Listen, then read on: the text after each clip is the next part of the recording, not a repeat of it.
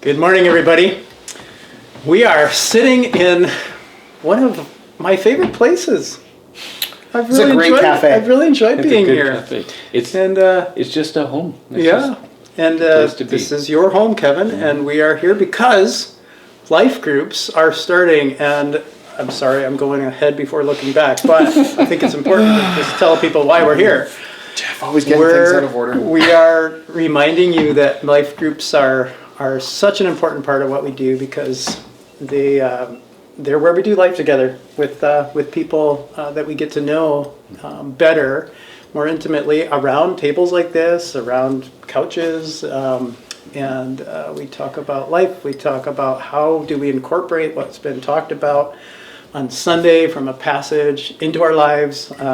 We help each other. I had a buddy who was part of a life group, and he said that he was working out and his arm broke. While he was working out, he's laying on the floor, and all he could do is call his life group and say, "Hey, can you come and help me?" And they came and helped. So this is a different church, but those kind of things are take what life four groups. people to carry him out on a mat. Yes, Okay. like the story of the paraplegic in the Bible. Yep. Anyways, speaking of the Bible and looking back. Yeah, you certainly planned this. I mean, you led us in an unplanned way through this introduction, Jeff. Thank you. And you segued into your unplanned experiences from Sunday, which was very well done. Thank you. I was just like, wow. No wonder he said he packed 2 years into 2 months. It just, they kept coming, and you were just like, this happened, and then this happened. But your challenge to us was on the idea of unplanned experiences. And so I just wanted to kind of ask, Kevin and I, since you already reflected for us. You've had your turn. Yeah, that's right. Okay. You've got to keep your mouth shut this whole time now.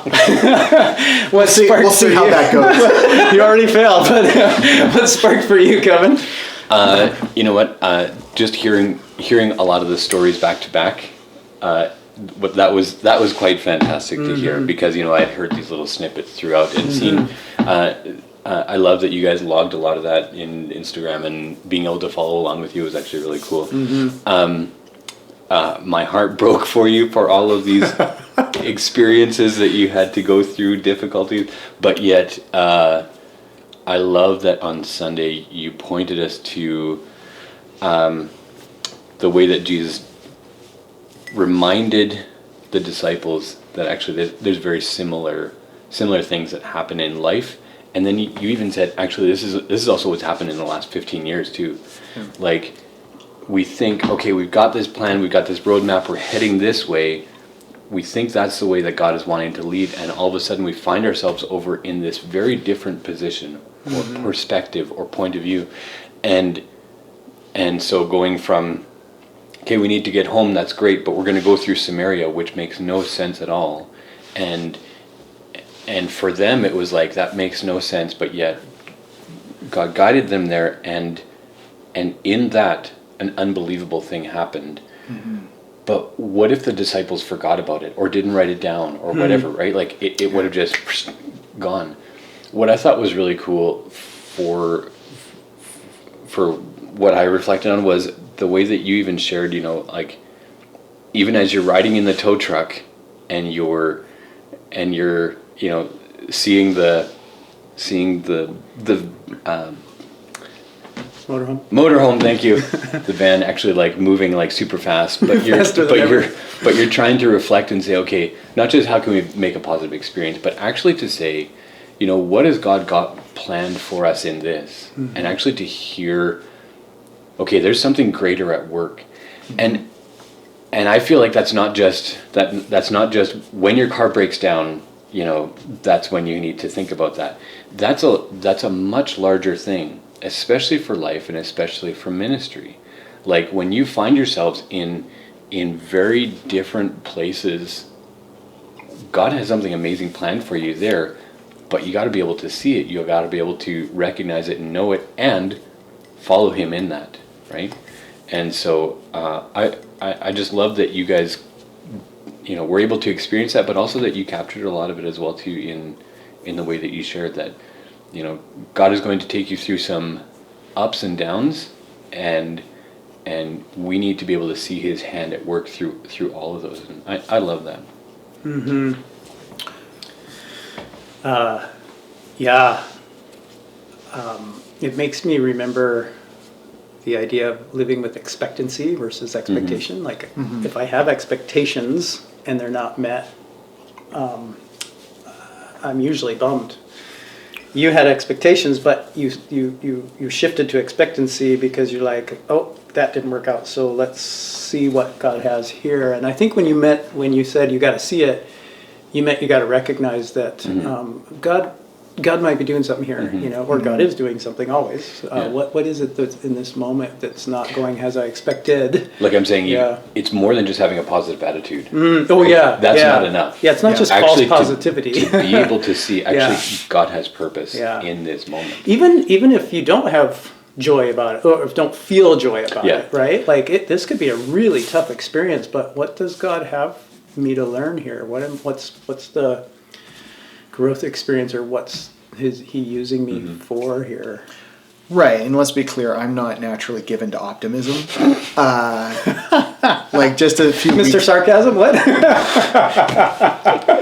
Right, so a few weeks ago, she and I went out for a walk, and it's in the height of the drought, everything's on fire, and she's like, look at this yard full of these beautiful flowers. I'm like, yeah, too bad they're going to be dead tomorrow. Literal words out of my mouth. And she's like, that's a problem. Yeah. Like, oh, I guess you're right. So because of that, I think in the moment, stuff is changing. It's really, it's hard. Like if I didn't have that almost come home forced expectation to look back, it would have been a different trip, right? And we could have very easily ended it all just on the negative. Like, man, our motorhome had to get towed. The transmission was not working. We couldn't drive, right? We could just end with that. And that would be a fine story. People would make a movie of that story and go, oh, it didn't work out. What's the moral here? Don't do anything, or whatever it would be. But we can look back and actually see that actually something different is going on. There's another story, another layer to it all. And that takes discipline and sometimes the pressure to just actually say, okay, what else did I see here? And if we can, I mean, when we look back even at the history of Lakeview, and we've started to think through an anniversary celebration, right? But if I think back where our church was 5 years ago, what were we doing? We had a vision committee. That committee said, here's some key priorities for us. Let's move in this way. We think God's doing this. And when we could just be like, that didn't work out, or whatever. Or we can go, okay, but what was God doing in that? He actually helped us prioritize some things and move in some directions. And they're actually, that was significant and important still. And I wouldn't change that. Right? If we could go back and do it all again and even say to that group, okay, this isn't going to work out, would we still do it? And I hope we would, because I think God did something through that. And I think that whether we're looking back on seasons of our personal life, our professional life, our ministry life, our church life, whatever it is, and to say, okay, this is what I thought, this is what I experienced, what's it all about? Where's God in that? And that's what I hope. That's what I wanted to do with our trip, and I hope that kind of sparked some things for people too, which I think it did. Yeah, I think something that you're drawing out that is really helpful is sometimes in the moment we miss it, but looking back. So reflection is really important. I really, as you were preparing that, you had a notebook that you were carrying around, and I'm like, oh, you're going to school? And you're like, no, this is my journal. And you kept reading through it, and I was like, that's really cool. Like you kept a journal, and I don't keep a great journal right now, but I do write some prayers out, and I can go back and see how I was feeling or thinking about things, and it's really good to do that once in a while. Go back and reflect back and just ponder things, because you come at it, you learn from it, like you just said. It does seem like it takes exceptional moments to force myself to start writing, though, right? It takes a big trip, or it takes a sabbatical, and then it's like, okay, I know lots is going to happen, and I don't always have the same expectation for a day in, day out. Right. I also will say too, you may notice if you watch the video of it, I realized actually my Sunday afternoon reflection was, man, that would have made a bad podcast. And I know some people just listen to the sermon on the podcast platform and they just get the audio 'cause you can't see because it, there are yeah. so many pictures. Yeah. And so if you did that and you're watching this, I would watch it. Yeah. Then you can see some of the pictures. But what you'll notice is that in the midst of those, when I'm saying here's what we experienced, it was unplanned, I don't have pictures of it. Yeah. Almost none of them. Like, I wish I had a picture of us ramming Ezra through the window. But no, we don't, right? Because we're like, we just got to get through this. And we just kind of grit our teeth and we just get it done. And without the foresight to go, this might be formative. We should record this. Yeah. Which we try and do for our children, right? When they're having those big moments. But we don't always see that what's happening to us could be one of those moments. I would also add to that. Maybe I'm out to lunch, but I actually wonder too. Do we also miss something when we take this whole ball of experiences and also say, okay, what's all the good points? Yeah. And actually maybe not take the time to even for you and Sheena just to go for a walk, or for you to sit down with your kids and actually lament some of the things that actually didn't go well. To actually kind of, you know what, we wanted to get, from Montana all the way back to home and see this and this and this, and actually like maybe even have a cry about it, whatever, but actually to be able to say, you know what, that actually stinks and that's too bad. And then to have the maturity to say, okay, that's life, and now we can move on. But I think you're right. Like even journaling some of those things, and actually journaling some of those, some of that sadness also can also help free us from some of it as well too, because then it also gives us the opportunity to actually maybe even get it out there and not just dwell on it and say, like Job, I've lost everything. Everything is terrible. Nothing is good. But actually, through that lament, actually to be able to come around and say, God gives and takes away. Blessed be the name of the Lord. And to be able to have that maturity in your reflection. So I wonder too, like, sometimes God is actually going to take us through some sad experiences. Oh yeah. I mean, and to just paint on a smile, I think is actually wrong. He gave us the emotions to experience all the emotions, experience them deeply, and then they point to something in your soul too, right? Like they help you understand or work through something. A lot of times I'll start, if I'm really struggling, like feeling down, I'll write, I'm feeling, and I try to describe it. And then why, what might be an unmet need because of that feeling. And that's just helpful to know, okay, this is what I'm missing right now. Then I can pray through that or talk to my wife or, whatever. So yeah. I would also, sorry to take it right at background to the first callback. I would also say we've been able to process through a lot of that over coffee with people, over conversations, through life groups, sitting in a group like this, being able to just get some of that stuff out and work through life situations, and then actually see God actually grow you through it as well too. Yeah. And one of the things that I'll add to having that written record, that journal, not only helps reflect, see some of the positive, but actually there was so much of that trip that I forgot. Yeah. Even in a few yeah, days. you would read it and be right. Like to go back, and some of it I didn't want Sunday to be 3 hours long to share like every little thing, but like it's hard. It's hard to cut that down because there's so many good much things. you want to share. Right, and just to and some of those unexpected things are they're good. You're like, oh, this is really unexpected. This is great. Like discovering that Robin's Donuts was still a thing, and that chain is thriving in the East Coast is like that warmed my soul in unexplainable ways. And it's because of Robin's Donut chain. That as a kid, that was the donut chain. Oh, really? That we would go to. Timmy's wasn't. Timmy's Timmy's was not a West Coast thing when I was a kid. It was. There was a few here and So they there. traded. Yeah. But Robbins was like better, just in many ways better.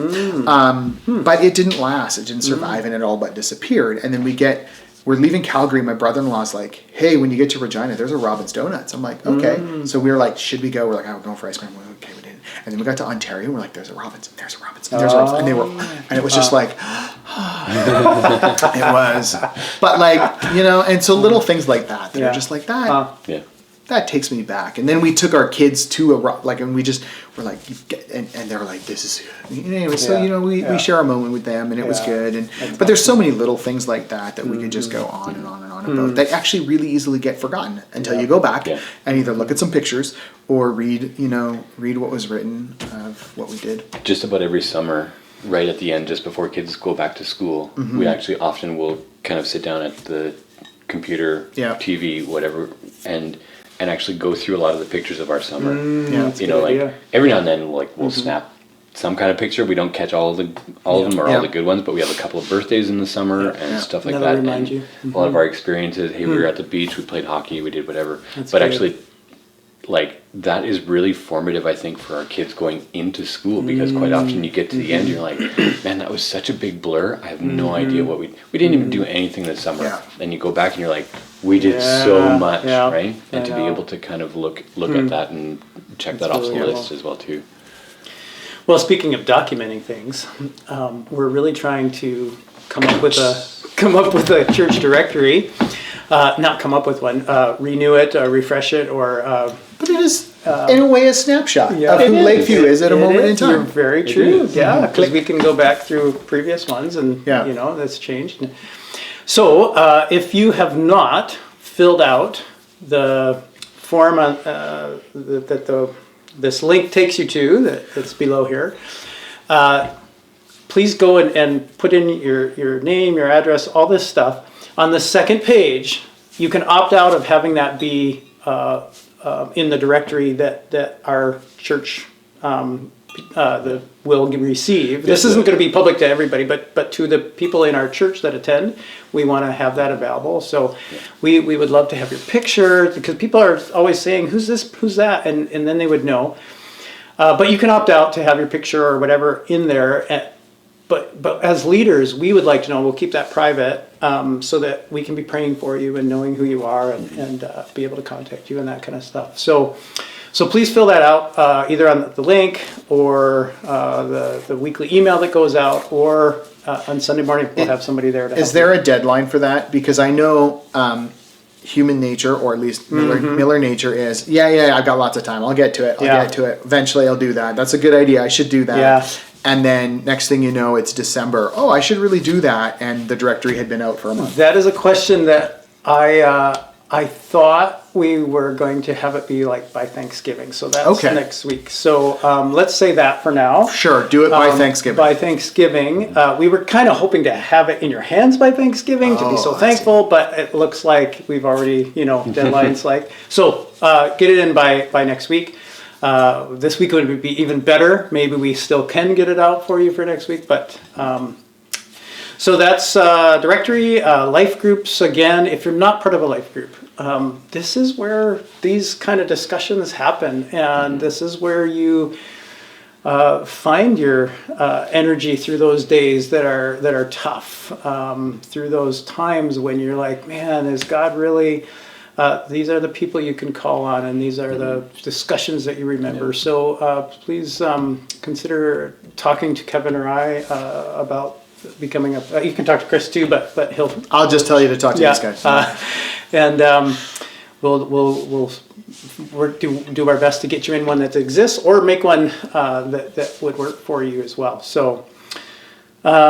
Is there anything else that we were going to talk about? Thanksgiving's coming up. Anything to say about that? Yeah. We're working on a joyful service. Yeah, we'll have some celebration that day, and maybe even some pie afterwards. Mm-hmm. Yeah. So, have a great week.